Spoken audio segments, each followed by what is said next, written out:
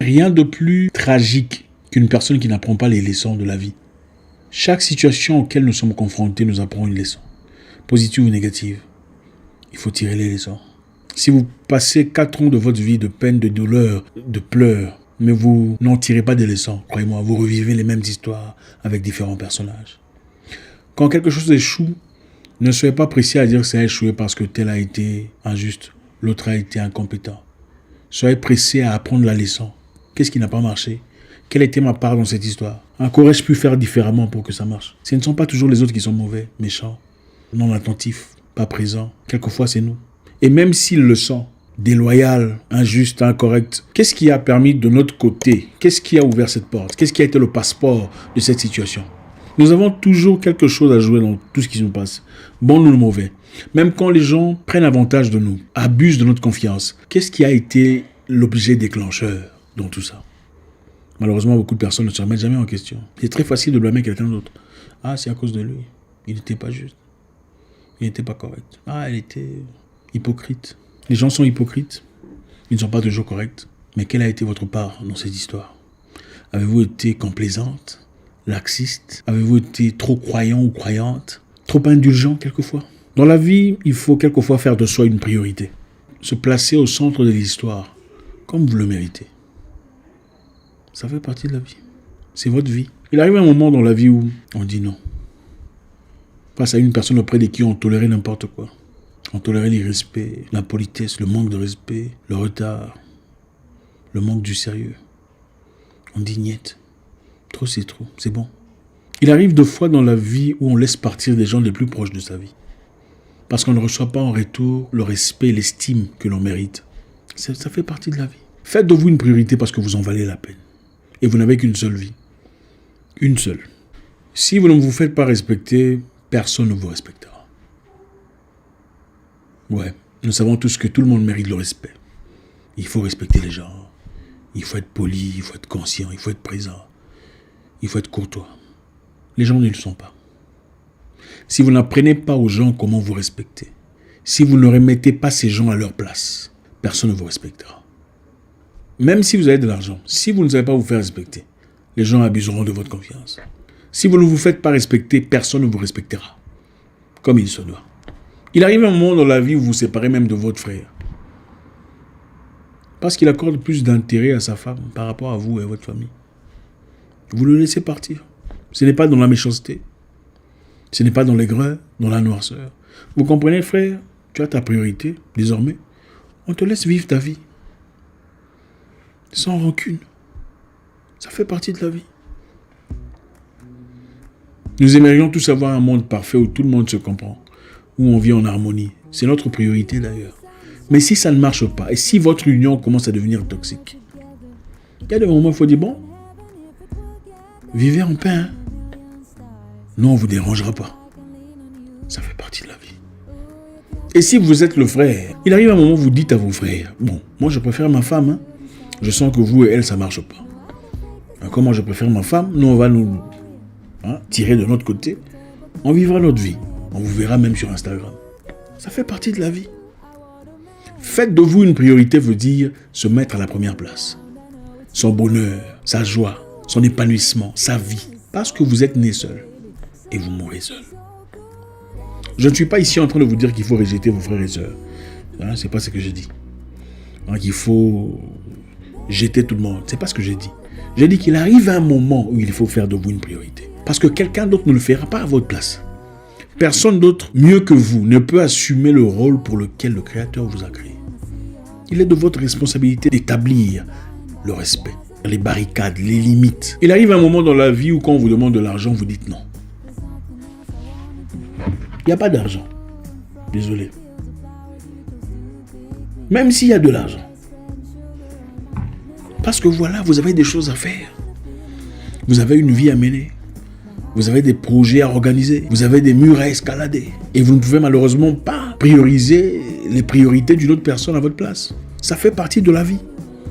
Beaucoup de gens malheureusement souffrent aujourd'hui, ils ne peuvent progresser, ils sont dans des difficultés. Ils stagnent. Parce qu'ils sont les sauveteurs de tout le monde. Ça ne marche pas comme ça. Un verre vide ne peut pas remplir d'autres verres. C'est impossible. Il faut remplir votre verre d'abord. Il y a beaucoup de gens qui ont des projets endormis, des objectifs mis à l'écart, des plans stoppés, ralentis, parce qu'il fallait aider Luc. Le lendemain, il fallait aider Martha, Patricia, Josepha, Nicolas. Finalement, et vous? Vous en valez la peine? Il arrive un moment où il faut se séparer des gens qui ne savent pas se situer dans votre vie. C'est-à-dire, il y a des gens qui viennent dans votre vie qui sont ni chauds ni froids. Vous ne comprenez pas très bien ce qu'ils sont. Tantôt, ils sont amis. Des moments, ils sont pas là. Ils sont absents. Vous ne comprenez pas. Quand il faut être présent, ils ne sont pas là. Ils sont prétendument amis. Mais en réalité, ils se foutent éperdument de vous. Ils ne vous cherchent pas. Ils ne vous appellent pas. Ils ne vous encouragent pas. Ils ne vous apportent rien de positif à part la toxicité, les comparaisons, les critiques, le dénigrement. Il faut savoir situer les gens. Si les gens ne savent pas se situer correctement dans votre vie, il faut les aider à se situer correctement. L'amitié n'est pas compliquée. Soit l'amitié est existante ou elle n'est pas. Il arrive un moment où il faut rappeler aux gens qu'on peut être ami dans le passé et ne plus l'être dans le futur. Parce que les gens changent, ça fait partie de la vie. Et il faut savoir identifier ceux qui ont été vos collègues, ceux qui ont été vos camarades de classe, ceux qui ont été des gens avec qui vous avez parcouru les rues de votre quartier et ceux qui font véritablement partie de votre vie aujourd'hui. Ça ne veut pas nécessairement dire que vous devenez méchant ou qu'il faut se haïr, il faut s'insulter, il faut se dénigrer, se critiquer. Même si cela arrive toujours, en tout cas à l'égard de ceux qui semblent progresser dans la vie. Mais chacun vit sa vie. On s'aime à distance, mais on s'aime quand même. Ah mon cher, bon courage. Mais il faut être clair. L'amitié est claire. Quand on est ami, on est ami. Ce n'est pas est-ce qu'il est mon ami ou pas. Si vous commencez à vous poser des questions pour comprendre si vous êtes vraiment ami, vous êtes vraiment proche, allié, ça veut simplement dire que vous ne l'êtes pas. Ma mère avait l'habitude de dire, un bébé quand il naît a besoin de lait maternel pour grandir, pour se fortifier. Mais quand il atteint 6 ans, 7 ans, 8 ans, il ne mange plus les mêmes aliments. À 15 ans, il ne va pas téter sa mère. Iriez-vous téter votre mère aujourd'hui? Non, vous ne le feriez pas. Est-ce qu'il faut critiquer le lait maternel? Absolument pas. Le lait a été important à un moment donné de votre vie. Le lait vous a fortifié. Maman était là pour vous. Aujourd'hui, vous mangez la chikwang, les bananes plantains, peu importe, la tchéké, le foufou, le foutou. Mais est-ce qu'il faut insulter maman et son lait? Non. Mais est-ce qu'il faut boire le lait de maman? Non. Le lait de maman était important à un moment donné de votre vie. Ceci est comparable à beaucoup d'amitiés, beaucoup de correspondances, des gens que vous rencontrez dans votre vie, à l'école, primaire, secondaire, peu importe, dans les quartiers. Ils vous apportent l'intelligence qu'il fallait à ce moment-là de votre vie, à 15 ans, 16 ans, ou 13 ans, ça dépend, 18 ans. Aujourd'hui, ils ne sont peut-être pas l'élément qu'il faut pour votre croissance mentale, intellectuelle. Ça fait partie de la vie. Et gardez-vous de croire que ceux qui ont été vos proches à l'école primaire sont nécessairement vos proches aujourd'hui ou vous aimeront de la même façon. Ce n'est pas vrai. Ils peuvent dire « Ah, mon cher, ça fait longtemps. » Mais dans le cœur, qu'est-ce qui se passe? Vous ne savez pas. Il arrive un moment où il faut être égoïste. Pas seulement financièrement, mais aussi émotionnellement. Parce qu'il y a des gens qui viennent dans votre vie seulement pour prendre de vous. Ils ne viennent jamais pour contribuer. Ils sont toujours là pour tirer la force, l'énergie, puiser de l'énergie de vous. Mais ne contribuent jamais. Ils ne sont jamais présents pour trouver des solutions à vos côtés. Mais ils sont là quand ils ont des problèmes. Quand ça ne marche pas à la maison avec leur femme, c'est vous qu'on vient voir. Quand le mari est sorti, aller faire c'est à vous qu'on s'adresse. Mais quand vous avez besoin de quelqu'un, ils ne sont jamais là. Quand il y a besoin de soutien, même mental, ils ne sont pas là. Faites de vous une priorité. Votre esprit sait déjà ce que votre cœur, votre cerveau essaie de comprendre. Votre esprit sait déjà ce que votre cerveau essaie encore de comprendre.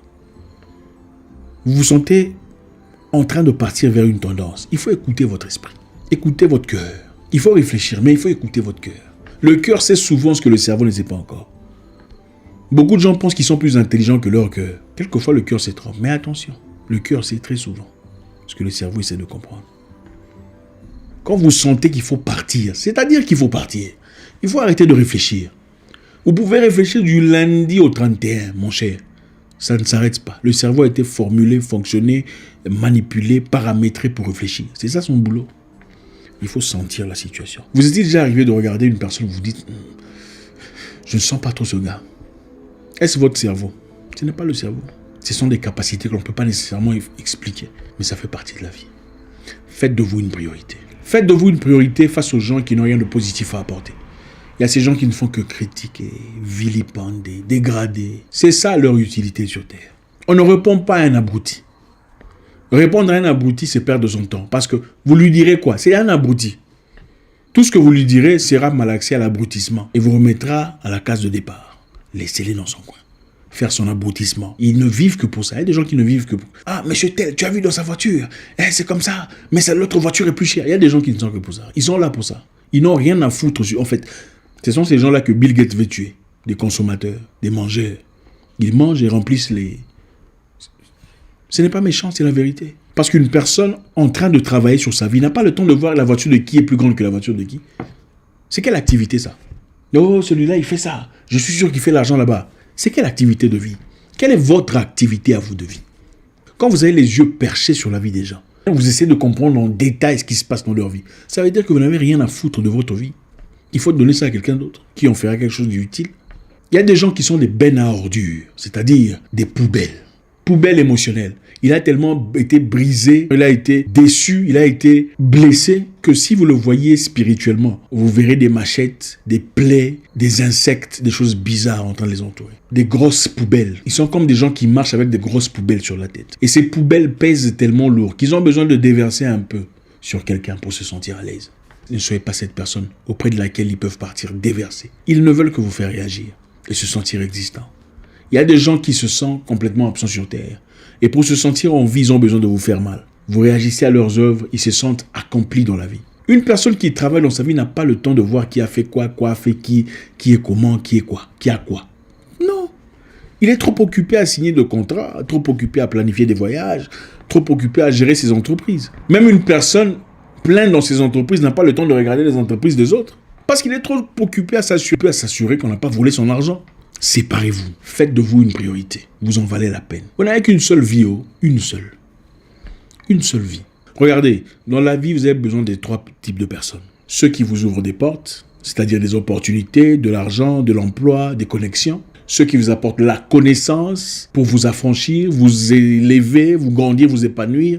Et ceux qui vous apportent la joie, le rire, la paix. Si cette personne ne fait pas partie de ces personnes-là, il faut jeter ça. Ça ne sert à rien. Ce n'est pas votre frère, ce n'est pas votre compatriote, ce n'est pas votre cousin, il n'est personne. Moi, j'ai des frères nigériens. Ils sont nigérians, mais ils sont mes frères. Ils sont vraiment mes frères. Merci infiniment. J'espère qu'on a appris quelque chose ce soir.